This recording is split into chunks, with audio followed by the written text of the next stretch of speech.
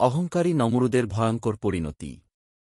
প্রত্যেক নবী রাসূলগণকে তাওহীদের বাণী প্রচার করতে গিয়ে কঠিন সব পরিস্থিতির সম্মুখীন হতে হয়েছে। লাঞ্ছিত ও নির্যাতিত হতে হয়েছে আল্লাহদ্রোহী নাফরমানদের হাতে। প্রতিটি নবী রাসূলের যুগেই এমন জালিমদের বাস ছিল এবং প্রত্যেককে একই পরিণতির সম্মুখীন হতে হয়েছে। এ সকল পাপিষ্ঠ অহংকারীদের পরিণতি হল ধ্বংস। এরকমই একজন অহংকারী খোদাদ্রোহী বাদশা ছিলেন নমরুদ, যার অহংকারের সীমা এতটাই লঙ্ঘন হয়েছিল যে আল্লাহ তার সৃষ্টির ক্ষুদ্রতম একটি জীবকে দিয়ে নমরুদের পতন ঘটিয়েছিল, যা ইতিহাসের সকল অহংকারীদের জন্য শিক্ষাস্বরূপ। নমরুদের অহংকার ও পতনের ঘটনা। নমরুদ শব্দটির উৎপত্তি মূলত নমর ও উদ বা নমরা ও উদুর শব্দ দুটি থেকে, যার অর্থ হচ্ছে জাজ্জল্যমান আলো। কারো কারো মতে আবার এ নামের অর্থ বিদ্রোহী, অর্থাৎ আল্লাহ বিরুদ্ধে দ্রোহিতার কারণে তাকে এ নামে ডাকা হতো। এর আরও একটি অর্থ হল বাঘিনী। অনেকে মনে করে নমরুদকে বাল্যকালে এক বাঘিনী স্তন্য পান করিয়েছিল। আরবীয় ঐতিহাসিকগণ নমরুদকে আলজব্বার বা চরম স্বেচ্ছাচারী হিসেবে বিবেচনা করে, যার স্বেচ্ছাচারিতা তার শক্তি, ক্ষমতা ও দম্ভের প্রকাশভঙ্গি ছিল। নমরুদের রাজা হওয়া সম্পর্কে নানান কাহিনী বর্ণিত রয়েছে। কারো কারো মতে শিকারে পারদর্শিতার ক্ষমতাকে অলৌকিক মনে করে মানুষ তাকে তাদের রাজা বানিয়ে নেয়। আবার আরেক কাহিনী অনুযায়ী নমরুদ যখন যুবক তখন তার গোত্র হেমিটিকদের সঙ্গে বিরোধী গোত্র জাফেটিকদের যুদ্ধ হয়। যুদ্ধে জাফেটিকদের বিজয় লক্ষণ দেখা দিচ্ছিল। ঠিক তখনই নমরুদ কুশাইট নামক এক ক্ষুদ্র গোত্রের ক্ষুদ্র এক বাহিনী নিয়ে অতর্কিত আক্রমণের মাধ্যমে তাদের উভয়কে পরাজিত করে সকল মানুষের রাজা বনে যান। সিনার ভূখণ্ডের বাবিল, কালোনেহ, আক্কাদ ও উরুক এবং সিনারের বাইরে নিনেভ, অসুর, রিহোবত, কালাহ এবং রজেন নিয়ে তার সাম্রাজ্য গঠিত হয়। নূহ আলাইহিস সালাম এর মৃত্যুর পরের বছর মিশরে ৪২টি রাজ্যের রাজ্যপতিদের একটি সম্মেলন হয়, যেখানে নমরুদ রাজার রাজা, কিং অফ কিংস উপাধিতে ভূষিত হয়। এই খ্যাতি ও সম্মানের শিখরে পৌঁছে তার মানসিকতার পরিবর্তন আসে এবং নিজেকে দেবতা বলে দাবি করে এবং তার প্রার্থনা করার আদেশ দেয়, আর তখন থেকেই প্রজারা তাকে উপাস্যরূপে তার পূজা ও অর্চনা শুরু করে। হজরত ইব্রাহিম আলাইহিস সালাম এর জন্ম হয় নমরুদের মন্ত্রী আজরের ঘরে।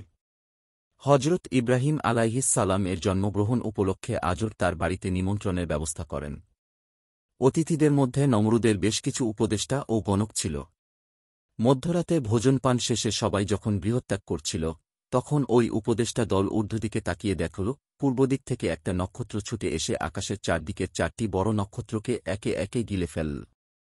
তখন গণকরা বিষয়টি গণনা করে জানতে পারে যে পৃথিবীতে এক শিশুর আগমনের কথা, যার ভাগ্য নির্ধারিত এ জগৎ ও পরজগৎ জয়কারী হিসেবে। তারা অবিলম্বে নমরুদকে বিষয়টি জানাল। নমরুদ শিশুটির জন্মগ্রহণ সম্পর্কে তার উপদেষ্টাদের জিজ্ঞাসা করল। তার উপদেষ্টারা নমরুদকে বলল যে শিশুটি তার মন্ত্রী আজরের ঘরে জন্ম নিয়েছে।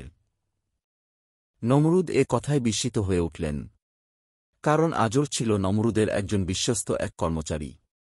আজর ছিল মূলত দেবমূর্তি নির্মাতা, যার কারণে সমাজে তার সম্মান ও প্রতিপত্তি ছিল।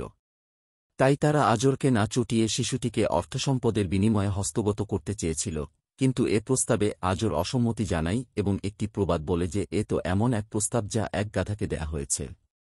গাধাকে বলা হয়েছিল যে আমি তোমাকে গোলাভর্তি জব দেব, যদি তুমি তোমার মাথাটা কেটে ফেলার অনুমতি দাও। গাধা উত্তর দিয়েছিল যে যদি আমার মাথায় কেটেই ফেল তবে গোলাভর্তি জব আমি কি করব। এ কথা দিয়ে আজর নমরুদকে বোঝাতে চাইল যে এত সম্পদ দিয়ে কি হবে যদি তা ভোগ করার জন্য কোনো উত্তরাধিকারী না থাকে। এ কথা শুনে নমরুদ রেগে যায় এবং তাদের জীবন নাশের হুমকি দিয়ে আসে।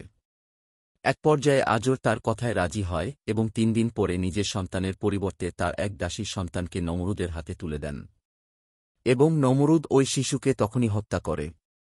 হজরত ইব্রাহিম আলাইহিস সালাম 10 বছর সকলের থেকে আড়ালে এক গুহায় বসবাস করত। হয়তো নির্জনে বসবাস করার জন্য বাল্যকাল থেকেই হজরত ইব্রাহিম আলাইহিস সালাম প্রকৃতি এবং স্রষ্টাকে নিয়ে গভীরভাবে ভাবতে শুরু করেছিল। অবশেষে সে আসল স্রষ্টাকে চিনতে পারে, আর তাই তার গোত্রের লোকদেরকে দেবদেবীর অসারত্ব দেখিয়ে দিতে সে সব মূর্তি ভেঙে দেয় এবং বলে যারা নিজেদের রক্ষা করতে পারে না তারা তোমাদের কিভাবে রক্ষা করবে।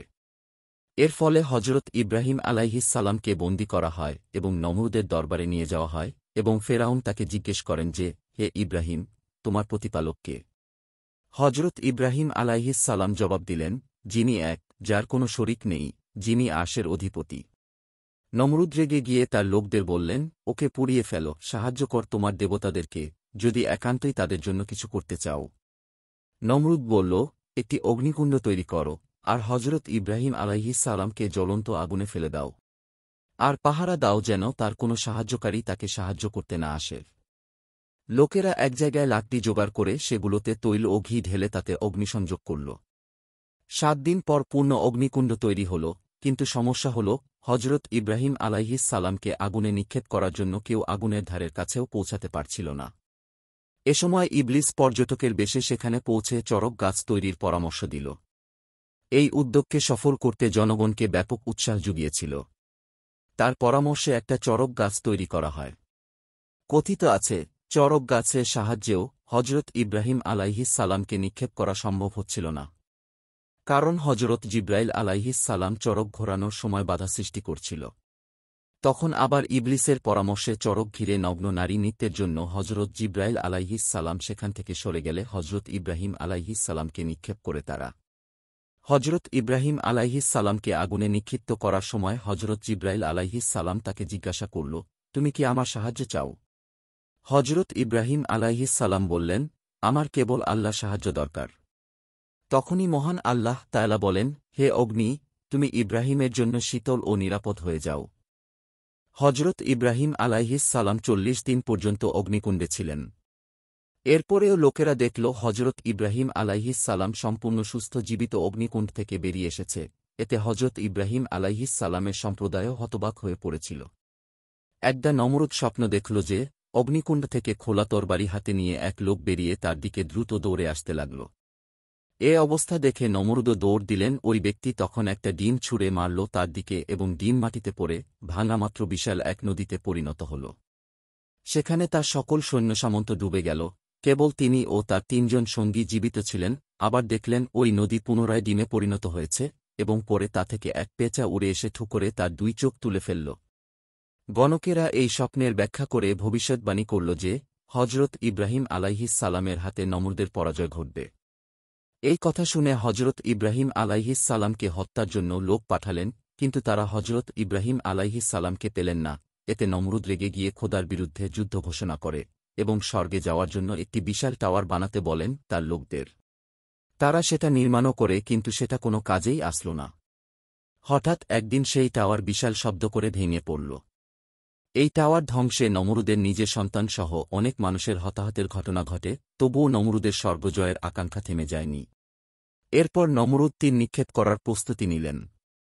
তারপর একের পর এক তারা তীর উপরের দিকে নিক্ষেপ করলেন। সে সময় মহান আল্লাহ তাআলা হজরত জিব্রাইল আলাইহিস সালামকে বললেন, আমার এই বান্দা যেন নিরাশ না হয়।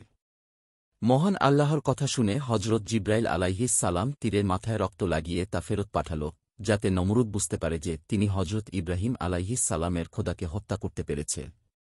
নমরুদের রক্ষীরা নিক্ষিপ্ত সব তীরগুলো কুড়িয়ে নিয়ে আসল। যেগুলো পাওয়া গেল তার সবগুলোই ছিল রক্তরঞ্জিত। নমরুদ রক্তমাখা তীরগুলো দেখে আনন্দে আত্মহারা হয়ে গেল এবং বলে উঠল, নিশ্চয়ই আমরা ইব্রাহিমের খোদা এবং স্বর্গের সব বাসিন্দাদের হত্যা করতে সমর্থ হয়েছি, এবং তার সাক্ষ্য বহন করে তীরে লেগে থাকা রক্তই। আল্লাহ হজরত ইব্রাহিম আলাইহিস সালামকে জানিয়েছিলেন যে, ইব্রাহিম, নমরুদকে সতর্ক করে দাও, তার ওপর শাস্তি আসার আগেই। সুতরাং হজরত ইব্রাহিম আলাইহিস সালাম নমরুদের কাছে গেলেন তাকে সতর্ক করার জন্য, কিন্তু তাকে দেখে উৎফুল্ল হলেন নমরুদ এবং বললেন, নিশ্চয় আমরা তোমার আল্লাহকে হত্যা করেছি, এবং সঙ্গে সঙ্গে তীরগুলো দেখালেন। হজরত ইব্রাহিম আলাইহিস সালাম বলে উঠলেন, আমার স্রষ্টা চিরঞ্জীব, চিরস্থায়ী। তখন নমরুদ বলেন, তিনি যদি মারা না যান তবে তার সৈন্যদলকে একত্রিত করতে বলো। আমিও আমার সৈন্যদল নিয়ে ময়দানে সমবেত করছি। এই কথা শুনে হজরত ইব্রাহিম আলাইহিস সালাম তাকে বলেছিলেন, আল্লাহকে ভয় করেন, তিনিই তো আপনাকে রাজ্য ও রাজত্ব দান করেছেন, আর তিনিই পরজগতের প্রতিফলদাতা। নির্দিষ্ট দিনে নমরুদের সৈন্যবাহিনী ময়দানে সমবেত হলেন এবং হজরত ইব্রাহিম আলাইহিস সালামকে জিজ্ঞাসা করলেন, কোথায় তোমার রবের সেনাদল? হজরত ইব্রাহিম আলাইহিস সালাম দূরে আকাশের দিকে আঙ্গুল দিয়ে দেখালেন। দূরে কালো রঙের একটা মেঘ দেখা যাচ্ছিল। যখন সেটা কাছে চলে এল, লক্ষ লক্ষ মশার গুন গুন শব্দে ময়দান মুখরিত হল। কিন্তু ফেরাউন অবজ্ঞার সুরে বললেন, এ তো মশা, তুচ্ছ প্রাণী, তাও আবার নিরস্ত্র। এ সময়ের মধ্যে প্রতিটি সৈন্যের মাথার ওপর মশা অবস্থান নিল। অতঃপর তাদের বুঝে ওঠার পূর্বেই মশাগুলো তাদের নাক দিয়ে মস্তিষ্কে প্রবেশ করল। তারপর দংশন করা শুরু করল। সৈন্যদের মধ্যে বিশৃঙ্খলার সৃষ্টি হল। হিতাহিত জ্ঞান হারিয়ে তীরন্দাজগণ ঊর্ধ্বে তীর নিক্ষেপ আর পদাতিক সেনারা নিজেদের চারপাশে অন্ধের মতো তরবারি চালাল, যার ফলে একে অপরকে নিজেদের অজান্তেই আহত বা নিহত করে ফেলল। মশার সঙ্গে যুদ্ধ চলাকালীন সময়ে নমরুদ পালিয়ে প্রাসাদে চলে আসল।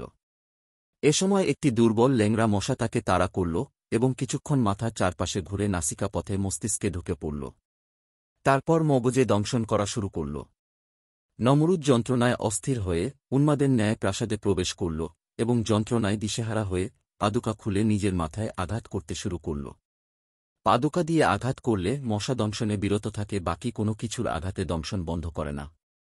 অবশেষে মাথায় মৃদু আঘাত করার জন্য একজন সার্বক্ষণিক কর্মচারী নিযুক্ত করল নমরুদ। সুদীর্ঘ বছর তাকে এই সহ যন্ত্রণা ভোগ করতে হয়েছিল। সে সময় হজরত ইব্রাহিম আলাইহিস সালাম তার সাক্ষাতে বললেন, হে নমরুদ, নিজের মাথায় নিজের পাদুকা দ্বারা আঘাতের জন্যে গোলাম নিযুক্ত করে রাখা জঘন্য। আরও বলল, এখনও সময় আছে আল্লাহকে সর্বশক্তিমান এবং অদ্বিতীয় বলে স্বীকার করে নিতে। কিন্তু নমরুদ বলল, হে ইব্রাহিম, আমি এই দুনিয়ার অধীশ্বর, অন্য খোদাকে আমি স্বীকার করি না। তখন হজরত ইব্রাহিম আলাইহিস সালাম বুঝতে পারলেন যে যাকে আল্লাহ তাআলা পথ প্রদর্শন করেননি সে কখনো সঠিক পথ খুঁজে পাবে না। তিনি হতাশ মনে ফিরে চলে এলেন।